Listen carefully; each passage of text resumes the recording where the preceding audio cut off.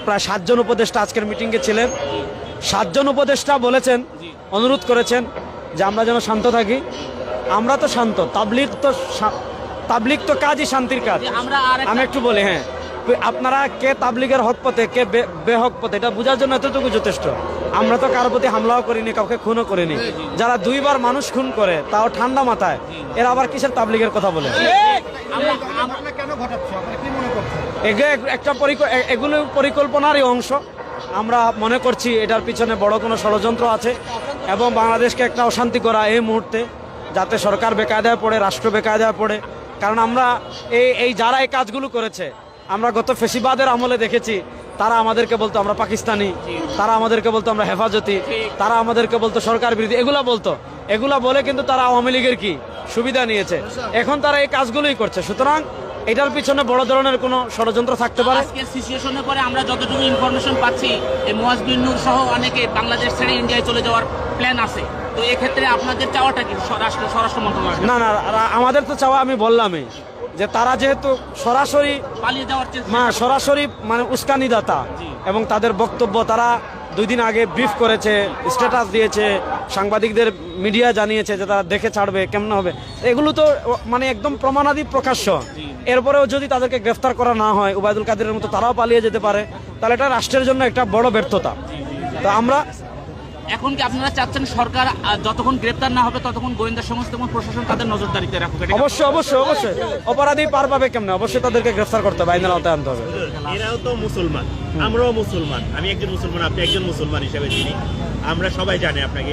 এই যে মুসলমানের উপরে একদম ইসলাম প্রচার করে, আমি বলি ইসলামে এক দল আছে, এই দলের নাম হলো খারিজিরা। এরাও নামাজ পড়তো, এরাও কোরআন পড়তো, এরা সব কিছু করতো, কিন্তু তারা দেখেন খারিজি যারা, এদের প্রমাণ হইলো এরা মুসলমানদেরকে হত্যা করে। তো এই যারা এগুলা করছে, তারা যদিও মুসলমান, কিন্তু তাদের ওই কার্যক্রম ওই খারিজি। যারা সাহাবা একরামকে হত্যা করছিল, সাহাবা একরাম ছিলেন সরাসরি নবীর সান্নিধ্যপ্রাপ্ত, তো খারিজিরা সাহাবা একরামকে হত্যা করছে। এই যুগে রাসূলুল্লাহ ইসলামের ওয়ারিস হলেন আলেমরা। তো ওই আলেমদেরকে যারা ঠান্ডা মাথায় পরিকল্পিতভাবে রাত্রে হত্যা করতে পারে, তারা তো ওই খারিজিদের উত্তরসূরি। সুতরাং মুসলমান তো তারা, কিন্তু তাদের কার্যক্রম আহলুস সুন্নাহ ওয়াল জামাতের সাথে মিল নাই।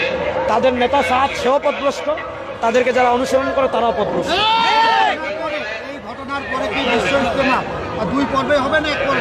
এখন তো দুই পর্বে ইজতেমা হওয়ার কোনো প্রশ্নই নাই। এখন ইজতেমা হবে একটা, দ্বিতীয় পর্ব টর্বার কিছু নাই। ইজতেমা হবে একটা, কাকরাইলো আমাদের, আর কাউকে জায়গা দেওয়া হবে না। এখানে আমরা যতটুকু জানতেছি যে বাংলাদেশের এই সিচুয়েশনে বাংলাদেশ সমস্ত ইসলামের রাজনৈতিক দল, কিছুক্ষণ আগে চরমোনাই পীর সাহেব এসেছিলেন, জমিয়তুল উলামা। আমি প্রশ্ন করতে চাই, শুনেন, তাবলীগ হলো আমাদের কাজ। তাবলীগ যিনি সৃষ্টি করেছেন হযরত জিলিয়াস সাহেব, তিনি দারুল উলুম দেওবন্দের প্রথম ছাত্র যিনি ছিলেন, হযরত শাইখুল ইসলাম মাহমুদ সাহেব দেওবন্দি রাহিমাহুল্লাহ, তার ছাত্র। তাবলীগ সৃষ্টি করেছেন আলেমরা, তাবলীগকে রক্ষণাবেক্ষণ করেছেন আলেমরা, তাবলীগকে সন্তানের মতো আগলে রেখেছেন আলেমরা। তারপর হলো তাবলীগের উপর যত আপত্তি, সেগুলোর জবাব দিয়েছেন আলেমরা।